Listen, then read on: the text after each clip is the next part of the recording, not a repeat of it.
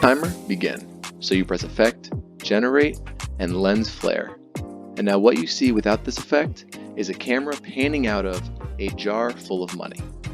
And obviously, the viewer here looks as though they're small. They're about the same size as a penny in this shot. So what I want to do is make the actual viewer experience as though they were just put into this jar. So in order to do that, you can move the lens flare center to wherever you want on the shot. We're going to leave it where it was, maybe lower it a little bit and center it. You can also change the brightness. I'm going to make the brightness very, very high for the beginning of the shot, and then slowly, around 5 to 10 seconds, I'm going to make that flare go entirely away. And that's going to have this immersive feeling for the viewer.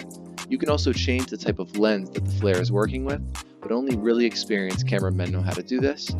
I'm not going to use the blend with original slider, but what you can do is blend it with the original so it looks like an overall haze across the whole shot.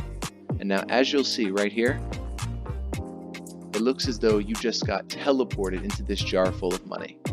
It can be really used for any effect and for any video and any piece of stock footage you have, just to add a little bit of sense as though they're outside or as though they are immersed somewhere.